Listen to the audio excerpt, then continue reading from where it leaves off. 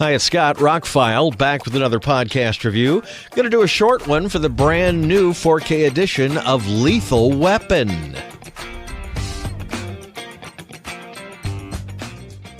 In 2025, it seems a little ridiculous to do a in-depth review of a movie that we all love.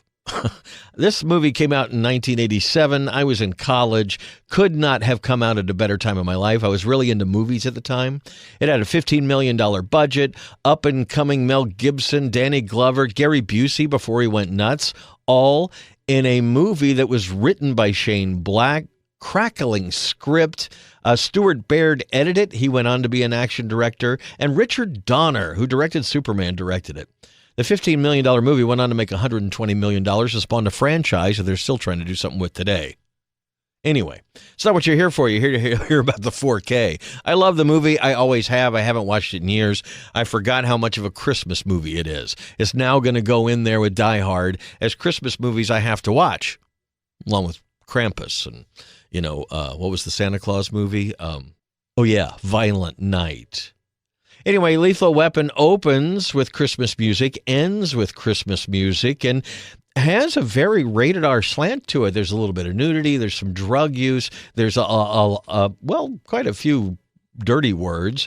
And overall, comes across still as a really good, reluctant buddy cop movie. So how does it look in 4K? Spectacular. It looks as good as it ever has. What really blew me away was like whites. When they cut to the scene, the guy's going to commit suicide, and he's on a white building. The first time that's in the background, it's stark white, like real white. It looks fantastic. Police cars, the black and white, the contrast, shiny things, water reflections. Where I really noticed how much better it looked was watching the whole movie and then starting to watch the extras. And they would show scenes from the movie I just watched, but when they're getting out of the pool and they're talking about what's going on and I haven't killed you yet, that scene, it just looks so much better in 4K.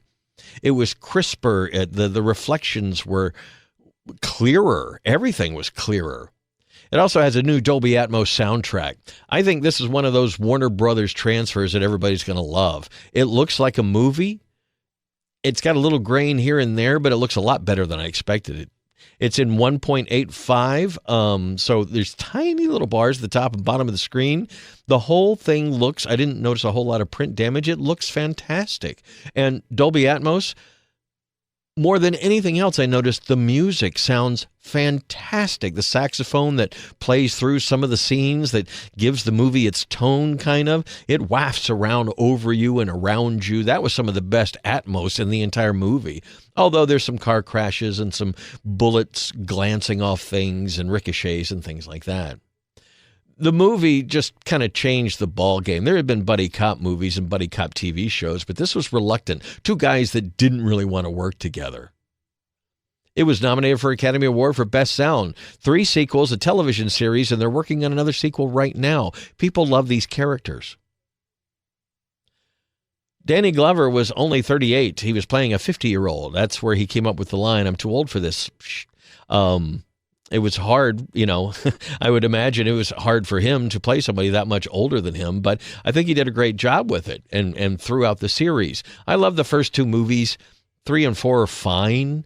They have their moments that I like, but overall, I like the first 2, and I think the first one is really perfect.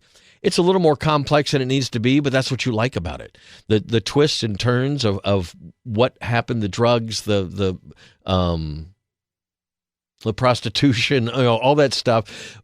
There's just some surprises that happened, a few things that I had forgotten, a few things that I remembered. But all in all, when it was over, I was like, no wonder we all still love that movie.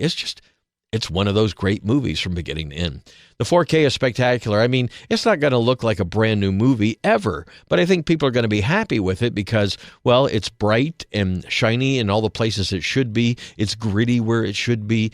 I didn't notice a lot of black crush or anything like that. I mean, everything's pretty represented very well with HDR. I'm very happy with it. Everything comes on one disc. You get one disc, whether you buy the regular version or the Steelbook version. A lot of people didn't like the artwork. I kind of like it because it's 2 iconic scenes. On the back is the note that's on the Christmas tree at the end. On the front is when they do the shooting thing. Anyway, you've seen the movie 1,000 times. Do you need this copy? This looks better than ever. I watched the director's cut, which, if you know anything about the movie, Richard Donner came out later and said it's not really a director's cut. They just shoved about 7 minutes of footage back into the film, stuff they had cut out. Maybe for pacing, I actually like the one major scene they put back in, which is the sniper at the school scene. I've watched it so many times now, it almost feels like it's part of the movie, but because it wasn't in the original movie that I saw multiple times at the theater, it still feels new. But it shows how crazy he is, and they do reference it later, so it kind of needs to be in there. I think the music's great. You got Michael Kamen and Eric Clapton working together. And like I said, Gary Busey is one of the bad guys. He's like the henchman. He's very normal in this, not playing crazy, not playing over the top. It's really refreshing to see him this way. Mel Gibson, of course, is pretty perfect as the suicidal cop. Danny Glover is the I'm too old to have another partner like this in a convoluted murder mystery story that plays out with some great action scenes.